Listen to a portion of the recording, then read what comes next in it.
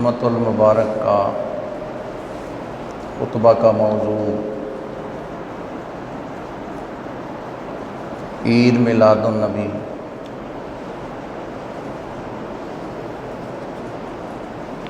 عید میلاد النبی، اس کا کیا معنی ہے؟ عید کا معنی کیا ہوتا ہے؟ قرآن کے اندر عید کا لفظ جو ہے وہ کتنی مرتبہ آیا؟ سب سے پہلے عید کا معنی خوشی۔ عید کا کیا معنی ہے؟ خوشی۔ دوسرا معنی ہے، عید کا معنی ہوتا ہے بار بار لوٹ کر آنے والی خوشی، بار بار لوٹ کر آنے والی خوشی۔ تیسرا معنی، شریعت کے اندر جو اللہ اور اس کے رسول نے مومنوں پر عید یعنی خوشی منانا واجب کر دیا، خوشی منانا واجب کر دیا، اور بعض خوشیاں منانا واجب نہیں کیا۔ بعض خوشیاں ایسی ہیں کہ وہ واجب نہیں کی، اللہ نے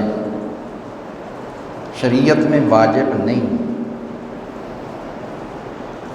لیکن خوشی منانے سے منع نہیں کیا۔ کیا نہیں کیا؟ خوشی منانے سے منع نہیں کیا۔ ہم نے آج عید میلاد النبی کے حوالے سے بات کرنی ہے۔ اب بعض لوگ کہتے ہیں کہ جی دیکھیں، یہ مسلمانوں کی تو عیدیں دو ہیں، بے شک وہ دو ہی ہیں، یہ دو عیدیں جو ہے یہ واجب، کیا ہیں؟ واجب ہیں، شریعت نے ان کو واجب کر دیا۔ لیکن یہ کہیں نہیں فرمایا، نہ قرآن میں نہ حدیث میں، کہ ان خوشیوں کے علاوہ تم اور کوئی خوشی نہیں منا سکتے۔ یہ منع نہیں کیا، کہیں بھی منع نہیں کیا، بلکہ حکم دیا اللہ نے کہ جب اللہ رب العالمین تم پر احسان کرے تو تم اس کا شکر ادا کرو۔ شکر ادا خوشی کے ساتھ ہوتا ہے، غمی کے ساتھ نہیں ہوتا۔ بتائیں، پریشانی کے عالم میں جب پریشانی ہوتی ہے، غمی ہوتی ہے، تو پھر بندہ خوش ہوتا ہے؟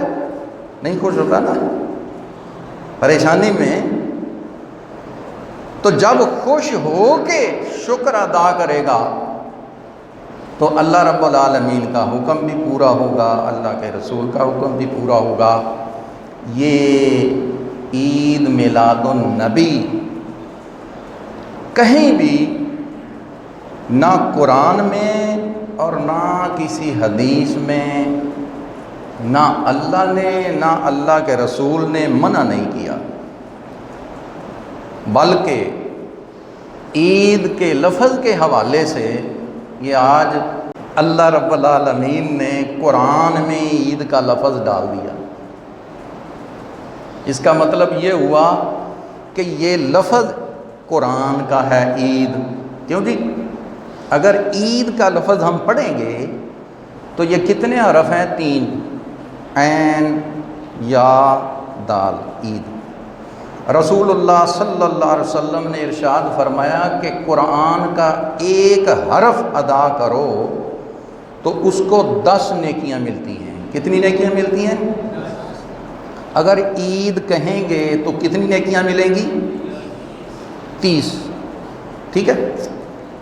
اور میلاد النبی ہم اپنے یعنی نبی کی ولادت کی خوشی مناتے ہیں۔ کیا کرتے ہیں؟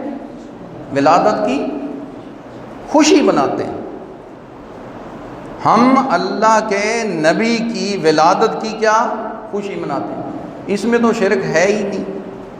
شرک تو تب ہو نا کیونکہ اللہ رب العالمین تو پیدا ہی نہیں ہوا، اس کی تو پیدائش ہے ہی نہیں۔ جو پیدا ہوتا ہے وہ تو رب ہو ہی نہیں سکتا۔ اس میں تو شرک کی بات ہی کوئی نہیں ہے، بلکہ ولادت کی خوشی منانے سے پتہ چلتا ہے کہ یہ مشرک نہیں ہے، اللہ کے نبی کو اللہ کا بندہ مانتے ہیں، اللہ کی مخلوق مانتے ہیں، اللہ نہیں مانتے۔ اللہ تو پیدا ہی نہیں ہوتا۔ اللہ تو کبھی دیکھیں نا، کوئی بھی ہمارا ایمان ہے، ہم مسلمان ہیں، اللہ رب العالمین تو پیدا ہی نہیں ہوتا، نہ پیدا ہوا ہے کسی سے، نہ اس سے کوئی پیدا ہوا ہے۔ سورہ توحید جو ہے، سورہ اخلاص، اس کے اندر پوری تفصیل اللہ نے بیان کر دی ہے۔ قل هو اللہ احد اللہ الصمد لم یلد ولم یولد ولم یکن لہ کفوا احد۔ اس میں تو واضح کر دیا، نہ وہ کسی سے پیدا ہوا ہے، نہ اس سے کوئی پیدا ہوا ہے، نہ اس کی کوئی بیوی ہے، نہ کوئی اس کا بچہ ہے، نہ وہ کسی کا باپ ہے، نہ کوئی اس کا بیٹا ہے۔ وہ تو وحدہ لا شریک ہے، وہ تو پیدا ہی نہیں ہوتا۔ پیدا کون ہوتا ہے؟ مخلوق۔ مخلوق جو ہے وہ پیدا ہوتی ہے۔ تو اللہ رب العالمین نے قرآن کریم کے اندر کہیں بھی یہ ارشاد نہیں فرمایا کہ تم نے میرے نبی کی ولادت پر خوشی نہیں منانی، کہیں نہیں فرمایا۔ پھر حدیث میں بھی کہیں نہیں آیا، کسی صحابی نے بھی کہیں نہیں فرمایا۔ حدیث کے بعد صحابہ کرام کے اقوال کا درجہ ہے، نبی پاک صلی اللہ علیہ وسلم نے نہیں فرمایا۔ تو صحابہ کرام میں سے کسی نے نہیں فرمایا کہ بھئی یہ بات، یہ عمل جو ہے وہ جائز نہیں۔ تو جس عمل کے بارے میں کوئی حکم نہ آیا ہو، جائز کا یا ناجائز کا، اس عمل کو دیکھا جاتا ہے کہ اس عمل کی طرح کوئی عمل قرآن میں یا حدیث میں موجود ہے؟ اس طرح کا کوئی عمل قرآن میں یا حدیث میں موجود ہے؟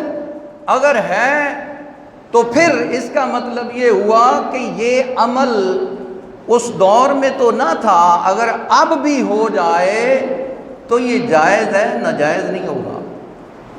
لیکن یہ سارے عمل ایسے نہیں ہوتے۔ اس کو دلیل نہیں بنا لینی کہ یہ دلیل نکل آئی ہے، یہ دلیل بھی شاذ ہے۔ تو اللہ رب العالمین نے یہ عید کا لفظ جو ہے قرآن میں ڈال دیا۔ جب ہم عید بولتے ہیں تو کتنی نیکیاں ملتی ہیں؟ اور النبی، یہ بھی قرآن میں آیا ہے، یا ایھا النبی انا ارسلناک شاہدا ومبشرا ونذیرا۔ اگر عید میلاد النبی ہم بولتے ہیں تو آپ اندازہ لگا لیں کہ کتنی نیکیاں ملتی ہیں۔ اب عید کا جو لفظ ہے وہ یہ یاد کر لیں کہ دو عیدیں تو ہم مسلمانوں پر اللہ اور اس کے رسول نے واجب کی ہیں، لیکن اس کے علاوہ منع نہیں فرمایا کہ تم نے عید نہیں منانی یا خوشی نہیں منانی۔ ہم تو رسول اللہ صلی اللہ علیہ وسلم کی ولادت کی خوشی مناتے ہیں۔ آپ لوگ یہ بتائیں، ماشاءاللہ بہت سارے لوگ تو والدین ہیں، والد ہوں گے، اولاد ہوگی، جب کسی کے گھر بیٹا پیدا ہوتا ہے بندہ خوش ہوتا ہے یا روتا ہے؟ بتائیں۔ خوش ہوتا ہے نا، اور بچہ روتا ہے۔ کیوں روتا ہے؟ چھوٹا بچہ جب پیدا ہوتا ہے تو روتا ہے تو ماں بھی ہنستی ہے، باپ بھی ہنستا ہے، ہنستے ہیں نا، خوش ہوتے ہیں کہ دنیا میں آ گیا ہے، اللہ نے ہمیں انعام عطا فرمایا، اللہ تعالیٰ نے رحمت فرمائی ہے، اللہ تعالیٰ نے ہمارا نام و نشان کر دیا ہے دنیا کے اندر، تو ہم خوش ہوتے ہیں یا روتے ہیں؟ یہ بتائیں۔ خوش ہوتے ہیں۔ ہر سال اس کو جو ایک سال اب جب پورا ہو جاتا ہے تو پھر کیا، ہم تو خیر دعائی کرتے ہیں، اچھا سا کھانا کھلا دیتے ہیں پکا کے، خود کہ سالگرہ ہے تو اس کی کوئی جو فیوریٹ چیز ہوتی ہے کھانے پینے کی کوئی بھی، وہ لا کے ختم شریف پڑھ کے سرکار دو عالم صلی اللہ علیہ وسلم کی ولادت کی خوشی بھی مناتے ہیں اور اپنے بچے کی خوشی بھی منا لیتے ہیں۔ ہم تو ایسے کرتے ہیں، اور بعض لوگ جو ہیں وہ پتہ نہیں کیا کتنا خرچہ کرتے ہیں، اس وقت یہ یاد نہیں آتا کہ یہ جو پیسہ خرچ ہو رہا ہے کہ یہ غریبوں کے کام آ جائے۔ جب 3 لاکھ روپے کا جیب میں موبائل لے کے گھومتے ہو تو اس وقت یاد نہیں آتا کہ یہ غریبوں کے لیے بھی اس میں سے پیسہ اگر خرچ کر لو، 10,000 روپے والا موبائل رکھ لو اور باقی پیسہ غریبوں کے کام آ جائے، ہیں جی۔